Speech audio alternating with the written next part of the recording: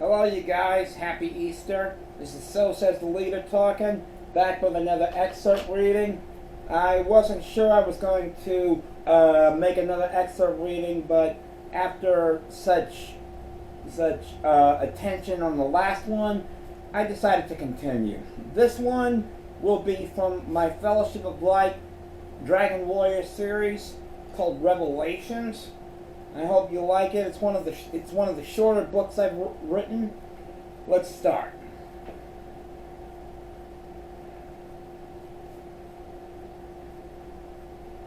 This excerpt will be from when Luan and Chimera are talking. Chimera has just unlocked her memories of who she is and where she's from, and when Luan finds out what's going on, she is overwhelmed. Let's read. You know who you are? Luan asked the blue-haired girl who called herself Chimera as the twosome walked down the stairs from the Tower of Dragons toward the ground floor of the Palace of Melania. Well, yes, Chimera admitted. I don't know why, but while I was in contact with Mitzi, I was able to form sort of a mind meld. You mean you were able to access Mitzi's thoughts? Luan realized. Exactly, Chimera responded as they headed through the exit out toward the meadow. Luan felt her mind reeling with questions. Ever since Chimera had literally landed in her lap a few days ago, Luan had been wondering who she was and where she came from. When Chimera first arrived, she had developed severe amnesia, which, according to Dr. Doran, Luan's family physician, may have been due to emotional or psychological trauma. She'd been having vivid dreams ever since settling into the palace and making friends with 4 other girls. Murda, a copper-bobbed redhead who was the main strength of the group.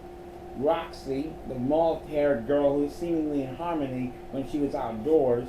Galatea, the blonde and the voice of reason and balance.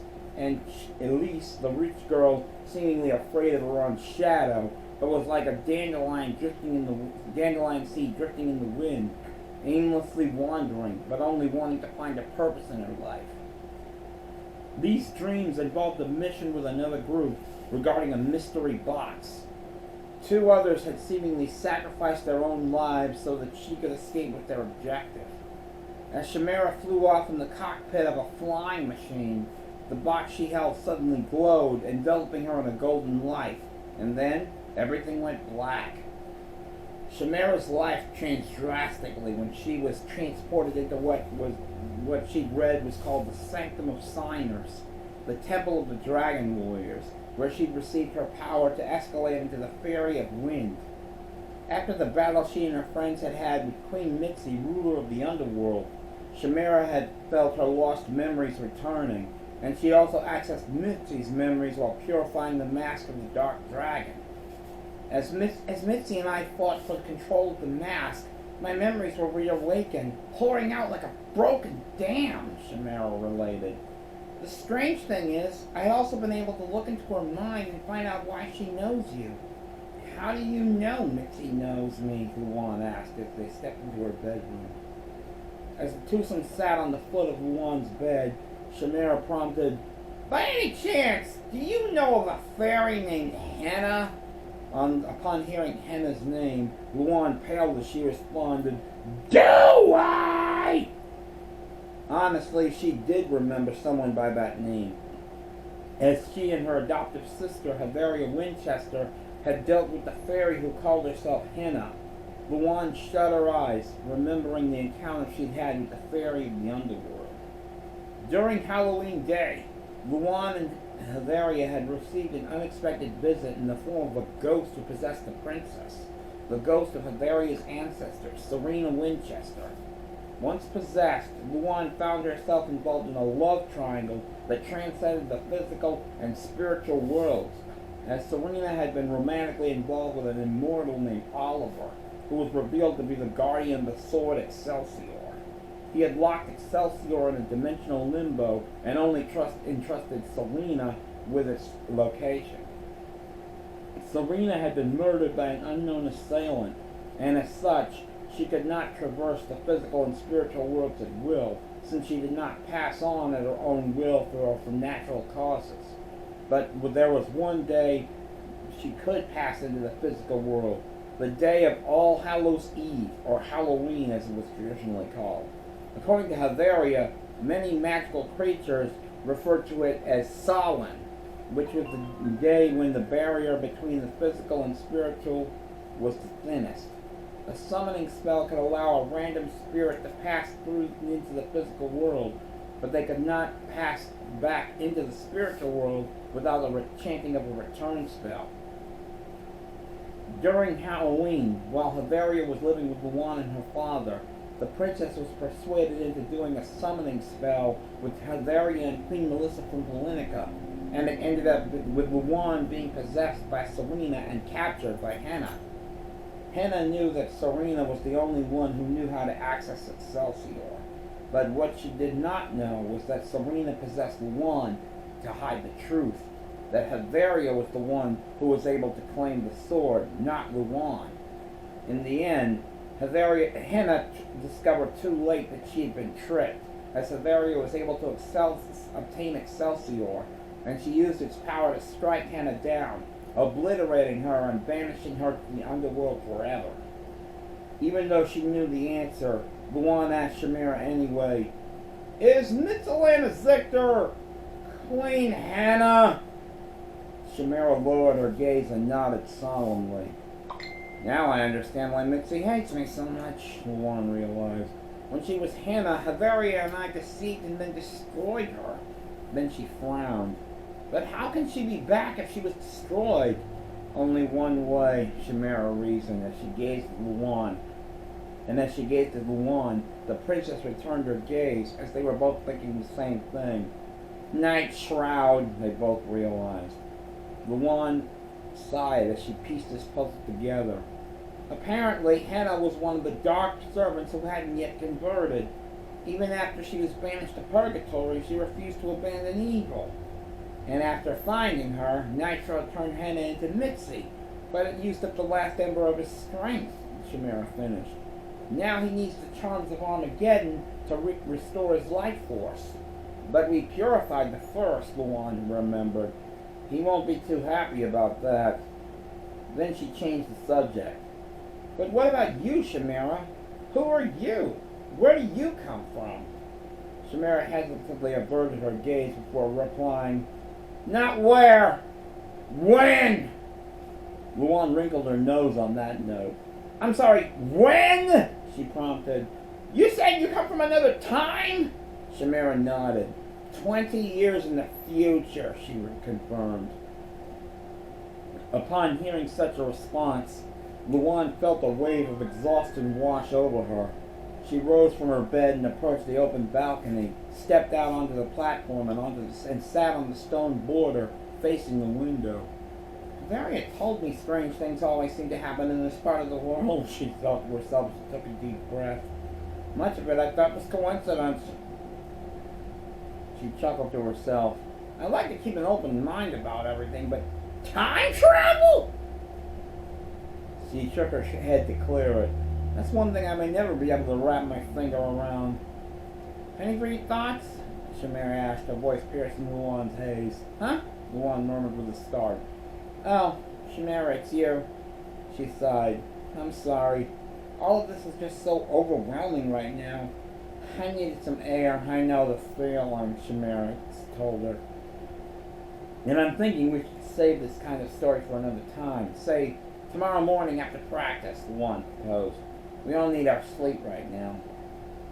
Chimera nodded and rose from her spot on the balcony railing, followed by Luan, and both headed back into the bedroom, with Chimera exiting the room and returning to her own. So as you can see, Chimera comes from 20 years in Luan and Havaria's future. And she must have come back to prevent Night Shroud from conquering her future. Let's continue.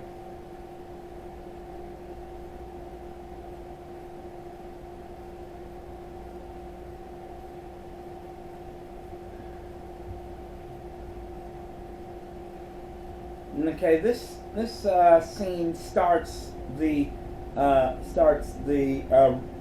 recollection of Chimera's memories in the Tower of Dragons, where Luan and Morgana are watching what Chimera remembers.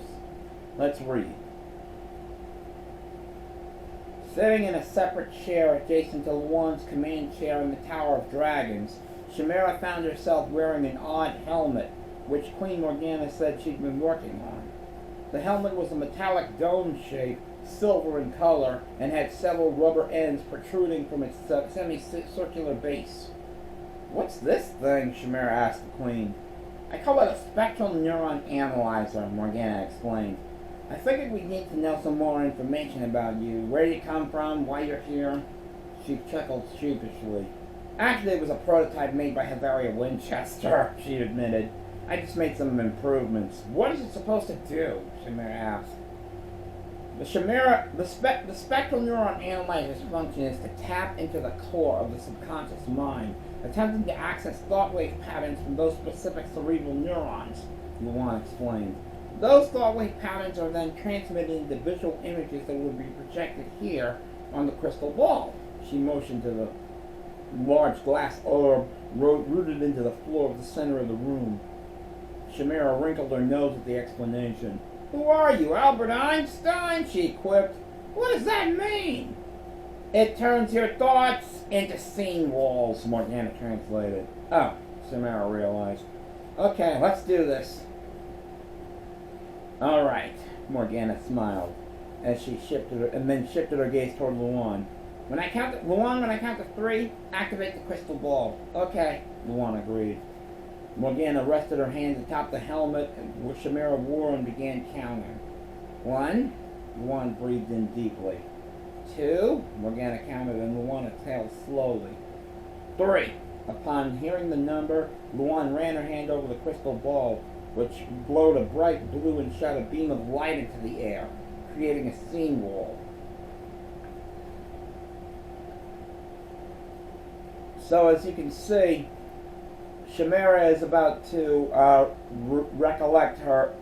recount some memories from 20 years in the future, and I hope you read this book and find out what she's actually remembering. Let's continue.